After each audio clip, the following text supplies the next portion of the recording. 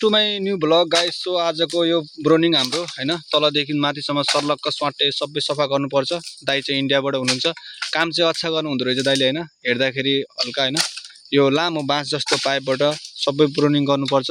अनि उहाँ हाम्रो दाइ बस्नु भएको छ हैन, त्यो दाइ पनि यही यस्तै काम गर्नुहुन्छ। र एउटा बाजे हुनुहुन्छ यहाँ सर्लक्क यो हुन्छ नि त, गाह्रो हुन्छ नि त यो सबै यो स्वाट झार्नुपर्छ। झाडी यस्तो हुन्छ हेर्नु, यस्तो झाडी छ हैन, काम गर्न गाह्रो छ। ठिकै छ, गाह्रो भए पनि पैसा राम्रो आउँछ कम्पनीमा। बेसिकली 2000 से उपर आउँछ।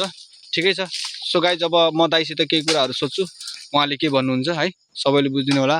र नेपालको साथीभाइ जति पनि हेर्नुभएको छ, लाइक कमेन्ट सब्सक्राइब, यो आइडीलाई फलो पनि गरिदिनु होला। M10 हो म चाहिँ हैन। दाइ आपका घर किधर है? मेरा घर इंडिया में। हाँ, इंडिया से। आपका नाम?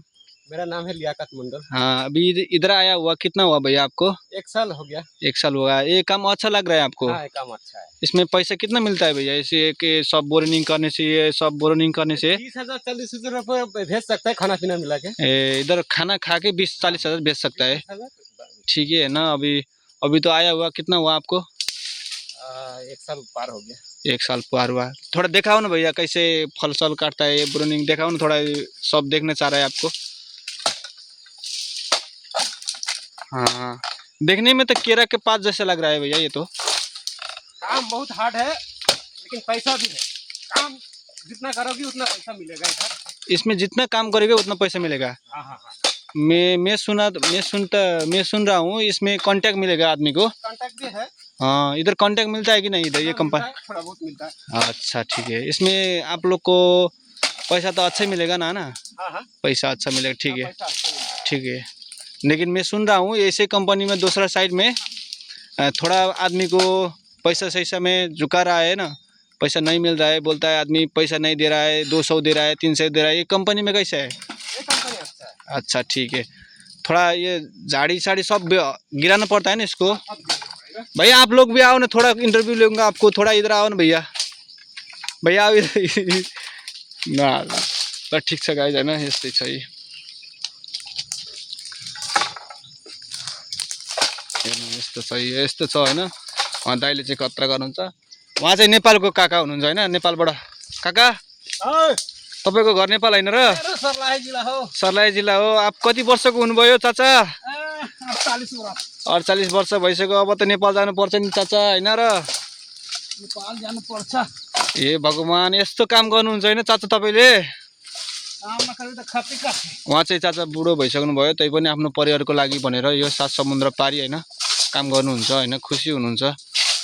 जे होस्, उहाँले पनि ठिकै कमाउनुहुन्छ। 40-50 हज़ार महिनाको ठिकै छ भन्नुहुन्छ। उहाँ पनि अब आएको 3 वर्ष भइसक्यो। अब बिस्तारै अब 2-4 साल बसेर घर जान्छु बेटा भन्नुहुन्छ हैन। ठिक छ, उहाँ अब राम्रो खुसी हुनुहुन्छ आफ्नो परिवारदेखि। त्यही नै हो। सो गाइज हैन, यस्तै छ नयाँ भ्लग आजको है। अब एभ्रिवान सबैलाई थ्याङ्क यू सो मच। सबैले लाइक कमेन्ट र सब्सक्राइब गरिदिनु होला। म M10 हैन, मेरो पनि फेसबुक आइडी लाउरे म भन्ने छ, सबैले गएर हेरिदिनु होला। म नेपालबाट हैन।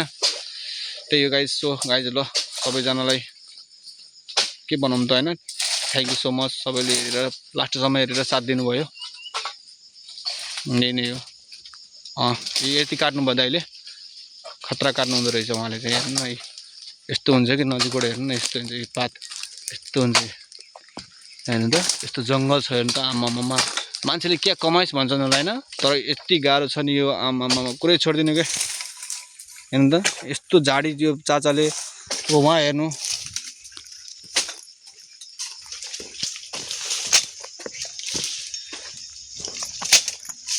हेलो अंकल नमस्ते। नमस्ते। हजुरको शुभ नाम के पर्यो होला? विजय पाल। हजुर? विजय पाल।